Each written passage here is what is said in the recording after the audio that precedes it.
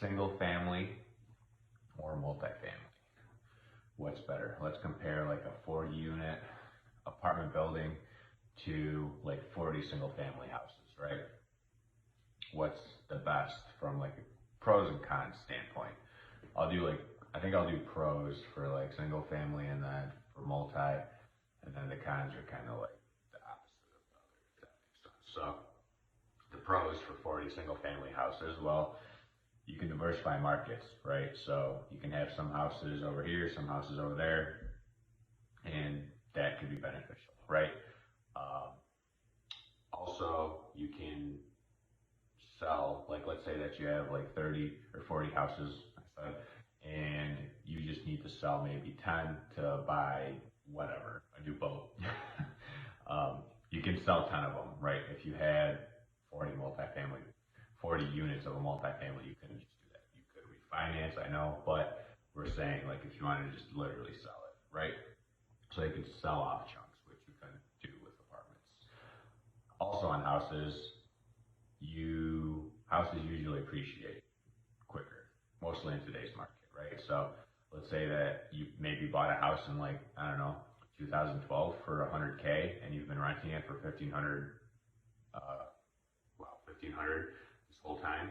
So that house that you paid 100K is probably worth 250, right? So I think houses appreciate quicker as long as you buy them right, right?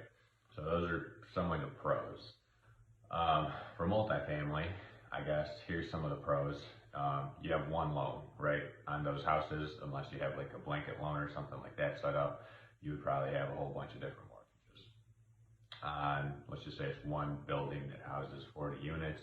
You would have one roof, one lawn, one everything, right? And it's all in one place, so it's easier to scale. You have better economies of scale, right? Easier management, easier everything. But at the same time, you have 40 people living under one roof, right? So that can cause many, many headaches and problems. Another thing to consider is you have one insurance policy, and that insurance policy is probably cheaper on 40 units of a apartment building than it is for 40 individual houses, right? Also taxes on 40 houses, not homestead, are probably higher than on a 40 unit apartment building. So that's another thing to take into consideration. And then the other side of multifamily that you want to consider is you can force depreciation, right? But you can only force it up until what the market rent is. Whereas on a single family house, if the house just ends up, playing with a toy. You know, like I said, you're renting it for 1500 and it goes up to 250, well then you just made a whole bunch of money. Where if you're renting your apartment units for, 1500, you're probably not gonna get 250 a door. Or at least around here. So I personally think that the best is to have a mix of it. Personally, right? All the houses that I've bought, I don't ever plan on selling ever because they have appreciated like crazy. And yeah, I could probably sell them and make that money on the appreciation, but I'd rather keep them because I know they're going to keep appreciating and they're in great areas and blah, blah, blah, blah. Plus, it diversifies you, right?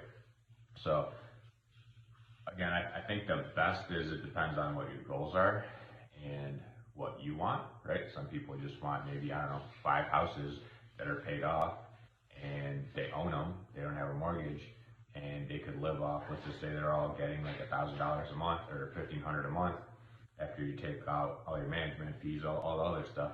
Maybe you're making, I don't know, $1,000. So on 5 houses, you're making $5,000 a month. That's people's salary right there. And you have 5 houses and you're just chilling, right? Or if you want to have hundreds, right? It just depends on your goals. But I don't think there's a wrong way of approaching it. I think you just got to do it if you want to get started in it. And like I said, I think having a mix is good. You know, there's no reason not to have a bunch of houses, a bunch of apartments, a bunch of all that stuff, right? good diversification. And if you need to sell some houses, you need some capital, you can sell some houses quickly. You don't have to sell some apartments or whatever the case may be. So those are kind of some of the pros and cons. There's probably a whole bunch that I missed. I didn't even get into like tax stuff and depreciation and all that other crap. But these are just some of the like top level, easy, the ones that first come to mind. So let me know if you have any questions, and I'll catch you on the next one.